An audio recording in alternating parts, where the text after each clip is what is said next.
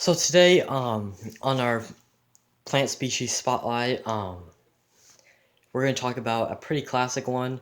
Um, we've always heard about Java fern, but a lot of people might know there's actually lots of varieties of Java fern, including you got your regular Java fern, which is a little bit wider, not as tall, and you got your narrow leaf, which is what we're going to be talking about today. And then, my mind's blanking on the other one, but there's actually one where it gives a really cool effect. Its leaves are really ripped up, and it looks really cool. I forget what they call it, Java fern. I was just looking at it the other day. I'm blanking out, but if you want to know where to get some quality, narrow leaf Java fern, I'll definitely put the link in the description to the Glass Aqua, where they have, basically all the best plants you could possibly get. Always healthy. They come healthy, no concerns. You know, you definitely won't get a headache from buying from them. They're definitely one of the best out there. So I'll put a link in the description there. And right quick, if you wanna support me or donate, it's in the description down below, and you can donate from there if you feel free to. But straight to this video, um, narrow leaf is basically your Java fern. It looks just like Java fern. It does the exact same thing as Java fern, and it looks just like it. But the only difference is it's a lot skinnier in structure, and it can grow a lot taller than regular Java fern. The regular Java fern is really wide, and if you've ever bought Java Fern, it's a really easy plant to buy. Not buy, but um, put in your tank and grow, and it's really easy. You really don't need that much light. Um, Quality substrate's always needed, but it's not a necessity to grow Java Fern. Um, and the narrow leaf, it actually grows really tall. You can see right here, it's already pretty tall. It's about 6-7 inches at its tallest point in this one. Regular Java fern, it's a lot shorter in structure, but can definitely get the height um, just as tall as this one if it grows that long. Right here, this is about 30 stems of it. There's quite a bit here. You can see I got a big bunch of it, and if you want to get this big bunch, they actually sell this big bunch on Glass Aqua, and it's a really good deal. It's about 20 bucks plus shipping, and you get this huge bundle. And this is not even all of it. I had to cut it in half and put it in the other tank. But narrow leaf, just as easy. I mean, what makes it better for my tank is I have ADA, really good substrate. You can also use, a gravel, a sand. You can use something like Ecomplete, fluorite, ADA like I have. There's some Ecocomplete, I think I've already said that, but Stratum is similar to ADA, made by Fluval. There's a lot of good substrates out there that you can use, but the thing is, the reason you don't have to have a good substrate is because you don't need to plant this. Now this one looks planted, but it's really not.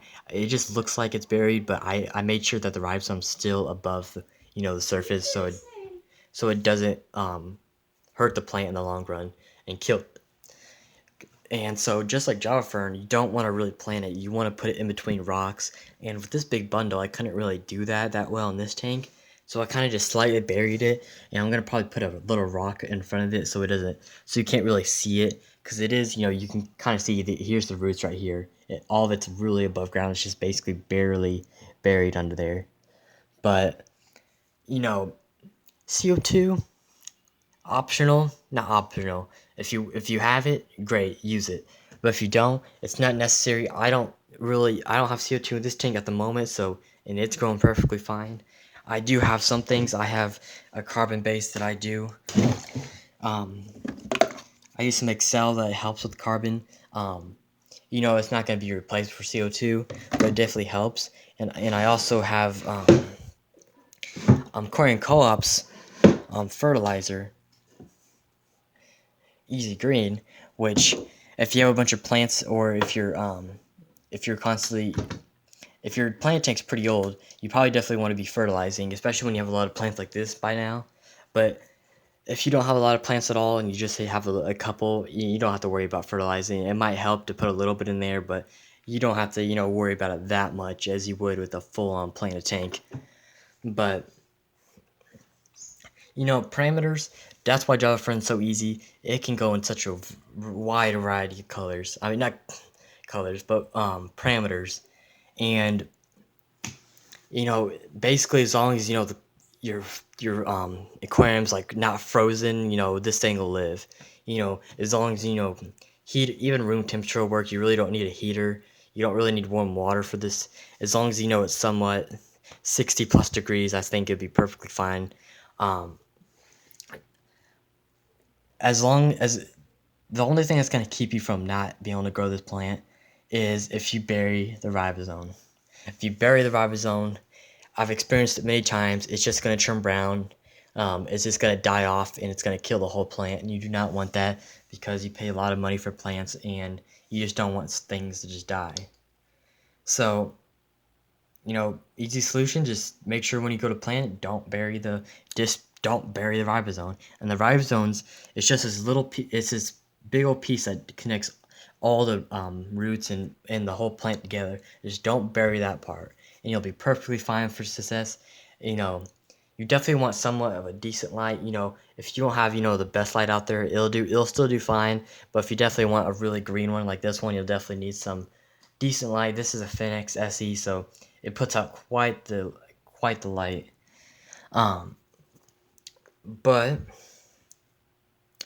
I would say another thing I can talk about here is propagation, and propagation is super easy. You can easily cut off one of the roots, or one of the stems going up to the Java fern, or you can simply just cut the ribosome wherever you want to and take off a piece, and it'll grow right back.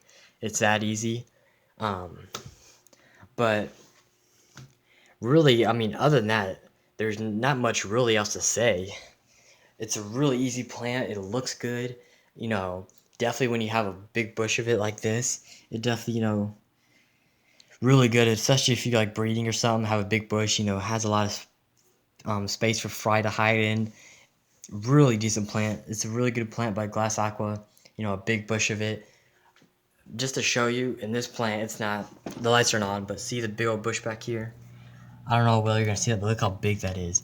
So you can see if you combine those two together, this is half of it, so put another half, look how wide that'd be.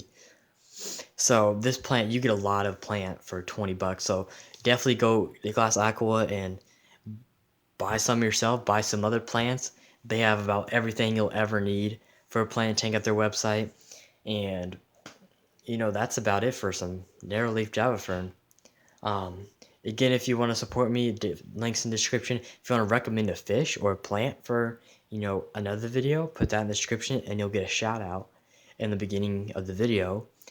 But other than that, shop at Glass Aqua. Keep your plant tanks looking nice, and I'll see you guys on the next one.